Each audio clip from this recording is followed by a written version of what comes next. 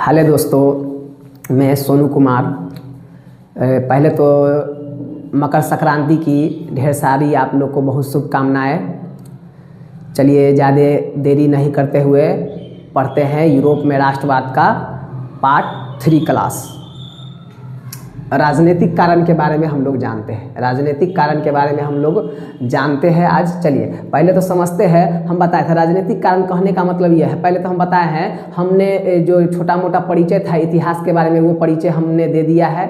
उसके बाद सामाजिक कारण भी बता दिया है और उसके बाद हम चलते हैं राजनीतिक कारण के बारे में हम लोग जानेंगे अच्छा से। चलिए जानते हैं पहले राजनीतिक कारण है क्या, राजनीतिक कारण होता क्या है, इसका अर्थ समझते हैं। राजनीतिक कारण कहने का मतलब अर्थ क्या होता है? उचित समय पर उचित कार्य करना जिसका उद्देश्य जनता का कल्याण करना होता है। मतलब कहने का मतलब यह है, राजनीतिक का आपको अर्थ पूछेगा क्या होता है तो मतलब उचित समय पर उचित कार्य करना, और लेकिन ध्यान रखिएगा ये जनता के हित में हो, उसे हम क्या कहते हैं? मतलब राजनीतिक कारण कहते हैं।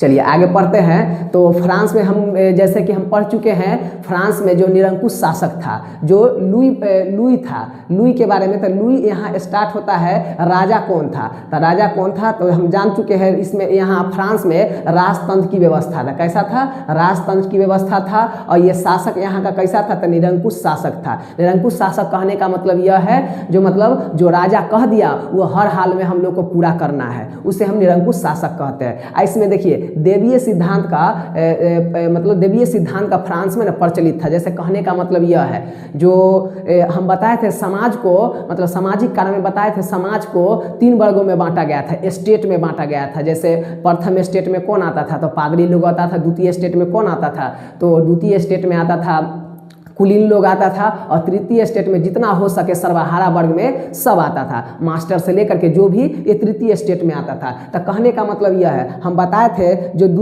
प्रथम स्टेट और द्वितीय स्टेट, ये दोनों को मतलब ये दोनों को वीआईपी लोग बोला जाता था। इन लोग को वीआईपी बोला जाता था। इन लोग को मतलब सारा नियम कानून कायदा इन लोग के लिए छूट था। और जो तृतीय स्टेट आता है ना, तृतीय स्टेट जो आता है, इन लोग का कोई कानून व्यवस्था में कोई छूट नहीं था, ठीक ना। तो इसलिए जैसे मान लीजिए ये लोग अगर कोई काम इन लोग को करने के लिए नहीं होता, अगर मान लीजिए ये लोग नहीं करता, लेकिन ये लोग को काम अगर राजा दे तो इन लोग को हर हाल में करना होता। लेकिन इन लोग को ऐसा कोई नहीं, पाबंदी नहीं था कोई काम का, नहीं समय का, कोई नहीं, ठीक ना। ये लोग का ये काम था वीआईपी, मतलब ये प्रथम स्टेट और द्वितीय स्टेट का काम था क्या? ये दोनों इससे कर लेकर के राजा के पास पहुंचाते थे। और देवीय सिद्धांत कहने का मतलब यह था, जैसे इसमें जो ये दोनों था ना, जैसे ये पादरी कहने का मतलब यह था, जो चर्च में जो पूजा करते थे वो पादरी लोग मतलब देवीय सिद्धांत फैला के रखे हुए थे राजा के बारे में। मतलब फ्रांस में था, जो अगर मान लीजिए आप कोई भी काम अगर नहीं करते हैं राजा का, तो राजा मतलब ये है आपको ये कर देंगे। मतलब कोई भी देवीय सिद्धांत जो राजा कह दिया, आप लोग का ये सिद्धांत बनता है, जो राजा आपको लोग को जो कहेंगे वो आपको करना होगा। ये कौन अफवाह फैलाते थे? ये सबके मन में, ये तृतीय स्टेट के मन में ये डालते थे, ये फर्स्ट स्टेट वाले डालते थे, जो ये काम आपको हर हाल में करना होगा। वो राजा है ना, जो भगवान का परछाई है, भगवान का परछाई है। आपने अगर राजा का बात नहीं माना तो भगवान का बात काटा, ये कौन बोल रहा था? तो ये सिद्धांत ये सब भरते थे। प्रथम स्टेट के लोग ये तृतीय स्टेट में डाला करते थे, मतलब ब्रेन को वॉश करने का काम करते थे। कौन? तो ये मतलब फर्स्ट स्टेट, जो कुलीन वर्ग और पादरी वर्ग थे, ठीक ना। उसके बाद आगे चलते हैं। अब इसके राजा के बारे में हम लोग समझ ले। राजा के बारे में हम समझ ले। इसमें फर्स्ट राजा है, जैसे एग्जाम में जो क्वेश्चन बनता है, फर्स्ट राजा कौन है? तो फर्स्ट राजा लुई 14वां है, ठीक ना। लुई 14वां है। ये कैसा है राजा कि हम समझ चुके हैं, ये राजा है निरंकुश राजा है। उसके बाद आगे समझते हैं। इसमें फ्रांस में ना मतलब अधिकारी पद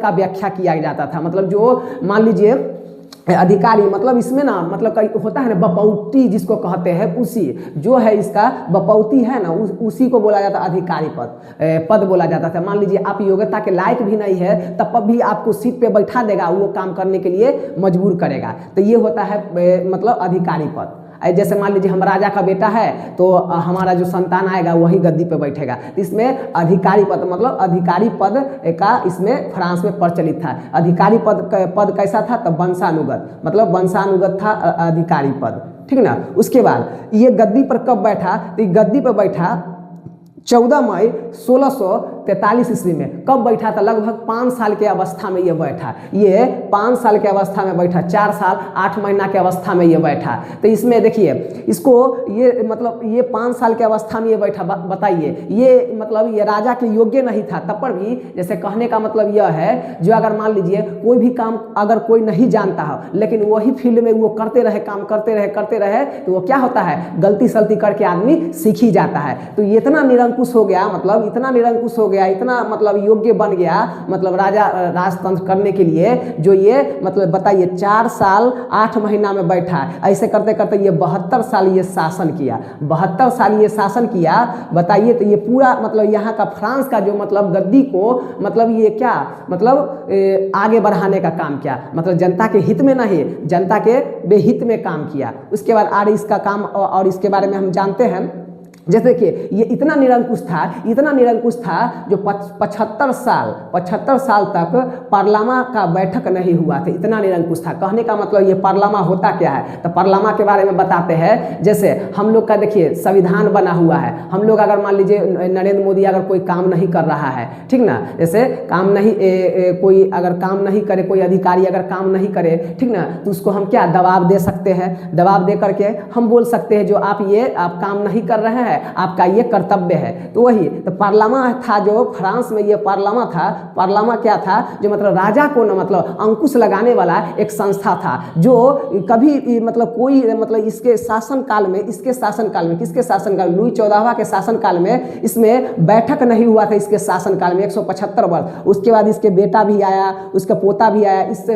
इससे पता यह चलता है कि कितना निरंकुश है। पार्लामा के बारे में अगर एग्जाम में पूछे पार्लामा क्या है, तो पार्लामा एक ऐसी संस्था है जिसमें राजा को अंकुश लगाने का काम करता है। उसे हम क्या कहते हैं? पार्लामा कहते हैं। इसके बाद ये ऑब्जेक्टिव में पूछ सकता है, बताइए फ्रांस में मतलब ये 175 वर्ष तक मतलब बैठक नहीं हुआ। ये ऑब्जेक्टिव में आपको पूछ सकता है, इसलिए इसको ध्यान रखेंगे। आगे बढ़ते हैं। उसके बाद देखिए इसका कहना था क्या? लुई 14वां का कहना था क्या? मैं ही राज्य हूँ, मेरा बोला गया कानून ये क्या है? मेरा स्टेटमेंट है, ये बोला गया था। क्या बोला गया था? मतलब इसके द्वारा बोला गया था, इसका कथन था मैं ही राज्य हूँ और मेरा बोला गया बात कानून है। ये इसका ये था मतलब जो हमने जो बोल दिया वो हर हाल में करो और जनता जाए, समझ सकते हैं। चलिए आगे बढ़ते हैं।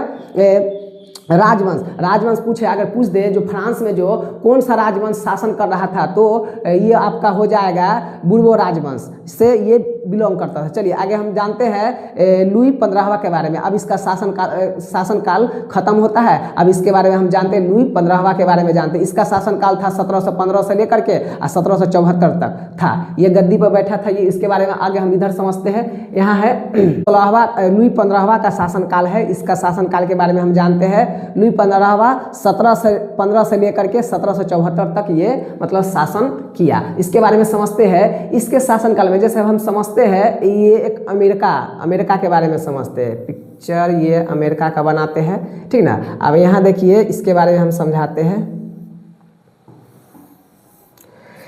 इसे बोला जाता है यूएसए, ऐसे बोला जाता है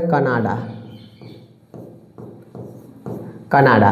तो कहने का मतलब यह है इसके शासनकाल में ना सप्तवर्षीय युद्ध जो 1756 से लेकर के 1763 तक हुआ था। इसके शासनकाल में क्या होता है उसके बारे में हम बताते हैं। ये मतलब ये यहाँ था ना जो यूएसए पे कब्जा किया हुआ था ब्रिटेन, यूएसए पे कब्जा किया हुआ था यूके, और इस पे कब्जा किया हुआ था कनाडा पे फ्रांस कब्जा किया हुआ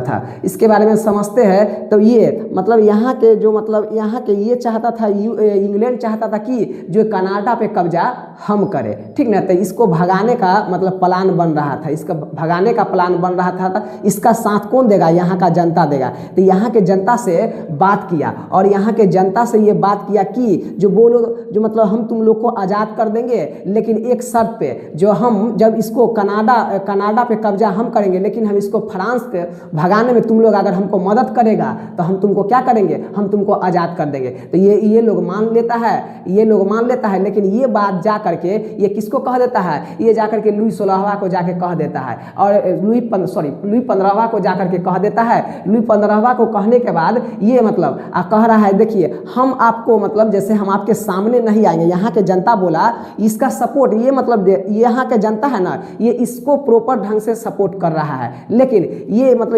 इससे इसके सामने नहीं आएगा, ठीक ना। तो कहने का मतलब यह है जैसे यहाँ ये जब आक्रमण करता है, यहाँ जब आक्रमण करता है इसको भगाने के लिए, तो वही यहाँ युद्ध चलता है लगभग कितने साल, तो ये 7 साल तक यहाँ युद्ध चलता है। इसलिए पूछेगा बताइए जो सप्तवर्षीय युद्ध हुआ था तो फ्रांस का मतलब फ्रांस का राजा कौन था, तो लुई 15वां था, ठीक ना। अब इसको भगाने पे ये अमेरिका ना, इसको भगाने पे यहाँ अमेरिका का जनता इस पे मतलब यहाँ के राजा अमेरिका के राजा इसको पैसा देता है जे तुम के मतलब भागो, इससे मतलब 7 साल तक ये मतलब इसको डटने का मतलब क्या, डटने का जो बहुत दिन तक युद्ध चले इससे डटने के लिए इस पे पैसा खर्चा करता है। लेकिन आखिरकार क्या होता है, ये सप्तवर्षीय युद्ध में फ्रांस हार जाता है और क्या होता है ये इस पे कब्जा कर लेता है। और कब्जा करने का ये थोड़ा सा मतलब इसमें समझाने का बात हुआ, जैसे कहने का मतलब यह हुआ इसके शासनकाल में सप्तवर्षीय युद्ध हुआ था। इसका थोड़ा बैक में हम थोड़ा समझाएंगे, आगे हम समझाएंगे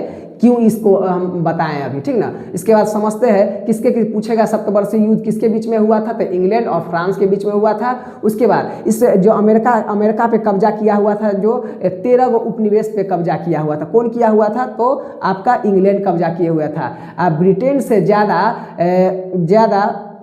ब्रिटेन पे ज़्यादा पैसा मतलब कहने का मतलब यह है जो ये फ्रांस पे ज़्यादा पैसा खर्च कर दिया था। कौन कर दिया था, तो यूएसए कर दिया था, किस पे, फ्रांस पे कर दिया था। और इस पे लगभग तो मान लीजिए तो 7 लिब्रे